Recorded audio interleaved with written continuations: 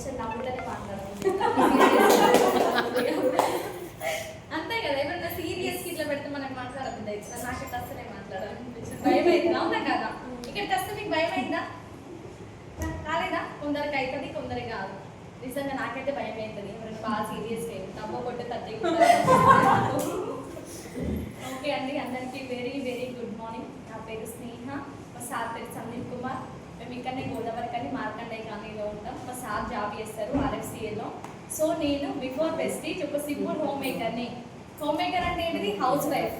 ఇంట్లో పని చేస్తాం కదా పొద్దు నుంచి సాయంత్రం దాకా, ఎలాంటి జీతం లేకుండా. అవునా కదా? సో నేను అదే హౌస్ వైఫ్తో ఒక 5 సంవత్సరాలు పనిచేసిన. ఎలాంటి ఇన్కమ్ కూడా లేదు. అంతే కదా, ఏమైనా ఇన్కమ్ వచ్చిందా? పొద్దున్న నుంచి సాయంత్రం దాకా కష్టపడితే ఏం కొనుక్కోవాలన్నా కూడా మనం ఎవరిని అడుగుతాం? ఇంట్లో హస్బెండ్ని అడుగుతాం. ఒక డ్రెస్ కొనుక్కుంటా, ఒక టిక్లీ ప్యాకెట్ కొనుక్కుంటా, ఫ్రూట్స్ కొనుక్కుందాం, మన ఏం కొనుక్కోవాలన్నా కూడా మన హస్బెండ్ని అడగాలి. అంతే కదా? మళ్ళీ నేను ఎందుకు ఈ వెస్టీజ్ కనెక్ట్ అయినా అంటే, ఈ రోజుల్లో ఒక్కరు చేస్తేనే ఇల్లు గడుస్తుందా? మంచిగా బతుకుతున్నామా? ఎంత డబ్బు కనీసం మా సార్కి ఇప్పుడు 35,000 శాలరీ వస్తుంది, సరిపోతుందా? అస్సలు సరిపోదు. మళ్ళీ మంత్ సగం మంత్ అయిపోయేసరికి ఆ శాలరీ అనేది అయిపోతుంది. నిజంగా మీకు ఒక ఇన్సిడెంట్ చెప్తా. జనాలట ఫస్ట్ తారీఖు నుంచి 15 తారీఖు దాకా బాగా ఖర్చు చేస్తారట కదా. డబ్బులు ఉంటాయి, అప్పుడు జీతం పడ్డది కాబట్టి 15 తారీఖు దాకా నచ్చింది అలా కొనుక్కుంటాం, నచ్చిన ఫుడ్ తింటాం. 15 తర్వాత ఏంటంటే తగ్గిస్తాం. హోటల్స్కి వెళ్ళడం కానీ, రెస్టారెంట్కి వెళ్ళడం కానీ, డ్రెస్సులు కొనుక్కోవడం కానీ. ఎందుకంటే మంత్ ఎండ్ కదా, టైట్ పొజిషన్. మళ్ళీ జీతం కోసం వెయిట్ చేస్తాం. అవునా కాదు? నిజం కదా? సో మా సిచ్యువేషన్ కూడా అలాగే ఉండేది. నిజంగా నేను కూడా ఏమైనా చేయాలి దేవుడా, ఏదైనా చేయాలని నిజంగా నా లోపల నేను ప్రతిరోజు అనుకునేదాన్ని. ఎందుకంటే నాకు నా కాళ్ళ మీద నేను నిలబడాలి. చిన్నప్పటి నుంచి డ్రీమ్స్ ఉంటాయి కదా. స్కూల్కి వెళ్ళినప్పుడు అందరం అనుకోలేదా, నేను పోలీస్ అవుతా, నేను డాక్టర్ అవుతా, నేను అదైతా ఇదైతా అని చెప్పినామా? చెప్పలేమా? కళలు అన్నమాట లేదా? నిజంగా చెప్పండి, టీచర్ అయినా అవుతా అనుకున్నాం, ఏదైనా ఒక వర్క్ చేస్తా అనుకున్నాము. నేను హౌస్ వైఫ్ ఉంటా, నేను ఇంట్లో బోర్డు అవుతాను, ఎవరైనా అనుకున్నామా?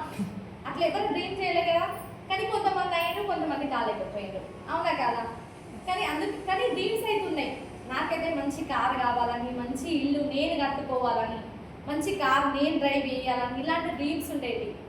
టీవీలలో చూస్తాం కదా, మనము హౌస్ వైఫ్ కాబట్టి వర్క్ అంతా అయిపోయినాక మంచిగా వండుకొని యూట్యూబ్లో షార్ట్స్ చూస్తే ఒక్కొక్కరు పెడతారు కదా, మంచి లగ్జరీ హౌస్, పిల్లలతోని మంచిగా బీచ్కి వెళ్ళడం. అవి చూస్తే నిజంగా బాధ అనిపించేది. అబ్బా నేను ఎప్పుడు ఇట్లా వెళ్తానా, కానీ బడ్జెట్ ఏమో సరిపోతలేదు. ఈ 35,000తోని ఈ అద్దాల పేడ ఎడగలుగుతాం. అవునా కాదా లీడర్స్? Luxury car ఎడగలుగుతాం. అవునా కాదు? ఇవన్నీ నిజమా కాదా? నిజంగా అట్లనే అనిపించేది. రోజు బాధపడేదాన్ని, రోజు దేవుడికి మొక్కుకునేదాన్ని, ఏదన్నా అవకాశం ఇవ్వు, ఏదన్నా జాబ్ చేస్తా అంటే. జాబ్ చేస్తే నేను చదువుకున్నది ఇంటర్ తెలుగు మీడియం. ఎంత వస్తుంది శాలరీ? 8,000, 6,000, 10,000, అంతకంటే ఎట్లా ఇస్తారా? మాకు లారీ ట్రాన్స్పోర్ట్ కూడా ఉంది. సో మా లారీ డ్రైవర్లకు మేము నెలకు 15,000 ఇస్తాం. మా సార్ నన్ను మరి 6,000, 10,000 బయటకు పంపిస్తారా? మా ఇంట్లో వాళ్ళు ఆ 10,000 నేనే ఇస్తాను, మీ ఇంట్లో అంటారు. మరి ఆ 10,000తో నా డ్రీమ్స్ ఏమైనా ఫుల్ఫిల్ అవుతాయా? లగ్జరీ హౌస్ కట్టుకోగలుగుతానా? నేను కార్ నడపగలుగుతానా? ఏమైనా చేయాలి దేవుడు అని ప్రతిరోజు నేను భగవంతుడిని ప్రార్థించేదాన్ని. కానీ దేవుడు డైరెక్ట్ వస్తాడా? రాడు. కంపల్సరీ ఒక మనిషి రూపంలోనే వస్తాడు. నాకైతే భగత్ రామని మేడం రూపాల్లో, శివ పార్వతులు రాగా సార్ ఈ అవకాశం పట్టుకొని నిజంగా నాకు చెప్పడం ద్వారానే ఇప్పుడు నేను ఇంత ఇన్కమ్ ఎంత చేస్తున్నాను. బిఫోర్ వెస్టీజ్ ఒక సింపుల్ ఒక టిక్లీ ప్యాకెట్ కొనుక్కుందామన్నా 10 రూపాయలు మా సార్ని అడిగేదాన్ని. ఇప్పుడు ఎవ్రీ మంత్ నాకు 20,000 ఇన్కమ్ వస్తుంది వెస్టీజ్ ద్వారా. ఇప్పటి వరకు 3 లక్షలు సంపాదించుకున్నాను. మా ఇంట్లో కావాల్సిన వస్తువులు కూడా నేను తీసుకుంటున్నా. మొన్న ఎండాకాలం కదా, మస్తు ఎండలు కొట్టినాయి, ఉడకపోసింది, కూలర్ పెట్టుకున్నా కూడా సరిపోలేదు. ఏసీ తీసుకున్నా వెంటనే నేను. ఇప్పుడు నేను మీటింగ్స్కి వెళ్తున్నా, డైనింగ్ టేబుల్ తీసుకున్నా, ఇంకొకటి మళ్ళీ వాటర్ ప్యూరిఫైయర్ తీసుకోబోతున్నా. మా సార్ ఒక్క రూపాయి కూడా లేదు, నా డబ్బులతోనే. ఇంకొకటి నాకు ఒక బాబు అండి, ఎప్పటి నుంచో నాకు ఫుడ్ డొనేట్ చేయాలి, వేరే వాళ్ళకి చారిటీ చేయాలని చిన్నప్పటి నుంచి ఇష్టం. కానీ మనమే మిడిల్ క్లాస్, మన దానికే లేదు, వేరే వాళ్ళకి ఎక్కడికి చారిటీ చేస్తాం మనం. అంతే కదా? నేనైతే అట్లనే అనుకున్నా. నిజంగా వెస్టీజ్లో నాకు డబ్బులు పడతాయి కదా, నా డబ్బులతోని మా వివాన్ బర్త్డేకి నేను ఫుడ్ డొనేషన్ చేసిన. నిజంగా డ్రీమ్స్ ఫుల్ఫిల్ అవుతున్నాయా అవుతలేవా? చిన్న చిన్న డ్రీమ్స్. ఇంకొకటి స్కూటీ. నిజంగా స్కూటీ డ్రైవ్ చేయాలని పిచ్చి ఉండేది. అబ్బాయి ఎవరైనా స్కూటీ నడిపితే అబ్బాయి ఏం ధైర్యం, ఆమె చీర కట్టుకుని స్కూటీ మీద ఎట్లా పోతుంది అని అనుకునేదాన్ని. అబ్బా నేనైతే నడుపుతానా, సిగ్నల్ అంతా ఆపాలి, ఆగాలి, అటులను చూడాలి, ఇటులను చూడాలి అని అనిపించేది. ఇప్పుడు స్కూటీ వేసుకొని మంతిని మంచిర్యాల ఎక్కడెక్కడికో పోతాను నేను. నిజంగా ఈ ఫెస్టివల్ కాబట్టి ఇంకా నా సొంతంగా నేను స్కూటీ తీసుకున్నా. ఎంత బాగున్నాయి, డ్రీమ్స్ ఫుల్ఫిల్ అవుతున్నాయి కదా. దీనికి ఏమైనా డబ్బులు పెట్టాలా? ఎడ్యుకేషన్ కావాలా? తెల్లగా ఉన్నామా, పొట్టిగా ఉన్నామా, నువ్వు పనికి రావని ఎవరన్నా అన్నారా? ఎవ్వరు అనలేదు. మనకి ఏంటిదంటే డ్రీమ్ ఉండాలి. అసలు మనం ఎందుకు వేస్తున్నాం వెస్టీజ్? Why Vestige? నేను ఎందుకు వేస్తున్నా వై వెస్టీజ్ అనే దానికి నాకు రీజన్ ఉన్నది. మీకున్నదా? ఉన్నదా లీడర్స్? ఎందుకు వై? ఇప్పుడు చూడండి, మన ఒక ఊరికి వెళ్ళాలంటే ఒక ఫంక్షన్ ఉన్నది, లేకపోతే అక్కడ ఏదైనా సందర్భం ఉన్నది, మనము ఇక్కడ నుంచి కరీంనగర్ వెళ్ళాలి. మన ఇంట్లో ఒకవేళ మనం దింపడానికి ఇవ్వలేదు, బస్సు పోతామా? బస్సు లేవు, ఆటో పోతామా? ఎట్లా చేసైనా కూడా మనం కరీంనగర్ పోతాం. మరి ఇక్కడ వెస్టీజ్ ఇది కూడా అంతే. మనం ఎందుకు చేస్తున్నాం, ఎవరి కోసం చేస్తున్నాం, క్లారిటీ ఉండాలి. నేనైతే నా కోసం చేస్తున్నా, మా హస్బెండ్ కోసం చేస్తున్నా, నా బాబు కోసం చేస్తున్నా, మా అత్త మామ, మా అమ్మ నాన్న, మా ఫ్యామిలీని హ్యాపీగా ఉంచడం కోసం, లగ్జరీ లైఫ్ లీడ్ చేయడం కోసం నేను వెస్టీజ్ చేస్తున్నా. ఈ పోరాటంలో ఎవరు వచ్చినా రాకపోయినా నేను ఇందులో నిల్చుంటా. కొంతమంది అంటారు, మేడము అబ్బా ఎవరు చెప్పినా అత్తలేదు, అబ్బా నేను కూడా రాను మీటింగ్కి. రాకపోతే ఎవరికి నష్టం? ఆమెకు షేన్ ఉన్నది తలకాయ మీద, అవునా కదా? ఆమెకు షేన్ ఉన్నది, ఆమెకు తినబుద్ధి అవుతలేదు, వెస్టీజ్లో పైసలు ఆమెకు తినబుద్ధి అవుతలేదు, ఆమె రాదు. మరి నీకేమైంది? అవునా కదా లీడర్? నీకేమైంది? నీ శని పోయింది, నీకు వెస్టీజ్ అంటే అర్థమైంది, నువ్వు వచ్చి నేర్చుకోవచ్చు కదా. ఇప్పుడు చూడండి, ఎన్ని సీఈఓలకు అటెండ్ అయితే మేము ఇట్లా మాట్లాడుతున్నాం. చిన్న బాబు 2 సంవత్సరాలు అప్పుడే నేను ఈ వెస్టీజ్ అనేది స్టార్ట్ చేసిన. నేను ఒక్క సందర్భం మీకు చెప్పుకుంటా. మా బాబుని ఒక్కసారి ఎండాకాలం మస్తు ఎండాలి, మధ్యాహ్నం ఒక లీడర్ 2 గంటలకు ఫోన్ చేసింది, నాకు ఇక్కడ డెమో ఉంది రావాలని. నా బాబు 2 సంవత్సరాలు ఇంటికాడ ఉండమంటూ ఉంటా అంటాడు. సో ఏం చేసిన, స్కూటీ మధ్యలో ఇక్కడ కూర్చోబెట్టుకొని ఒక టవల్ కప్పిన వాడికి ఎండ కొట్టకుండా. సో తీసుకుపోయిన అక్కడ హోమ్ మీటింగ్, ఆయననేమో బయటకు ఉరికొస్తాడు, లోపలనేమో ఇట్లా కూర్చుంటారు మొత్తం హోమ్ మీటింగ్ 10 మంది దాకా. బయటనేమో ఒక 4-5 కుక్కలు ఉన్నాయి. మా బాబా కుక్కల దగ్గరికే పోతాను. ఇక్కడ మీటింగ్ చెయ్యన్నా, అక్కడ బాబు గురించి చూడన్నా, అక్కడ మీటింగ్లో కూర్చున్న వాళ్ళు అంటారు, అమ్మా నువ్వు ఇట్లా తెచ్చుకున్నావేంటి, ఇంటికాడ ఇచ్చిపెట్టి రావాలి కదా, నువ్వు పట్టుకొచ్చుకోవాలి కదా అని అంటారు. మరి వాడు ఉండలేడు. ఇక్కడ లోపల బర్నింగ్ డిజైర్, ఇక్కడ ఎవరికైనా చెప్పాలి, ఎవరికైనా అర్థం చేయాలి. అక్కడ తల్లి ప్రేమ, నా కొడుకు ఏమైతుందో అని. ఎందుకు ఇట్లా తయారైనామంటే మేము సీఓలకు అటెండ్ అయినాం కాబట్టి ఇట్లా తయారైనాం. సీఓ అటెండ్ అయ్యి మాకు గ్రేట్ భరత్ సార్, రామాని మేడం వాళ్ళ మాటలు విన్నాం కాబట్టి ఇంత రాకు వెళ్ళిపోయినాం.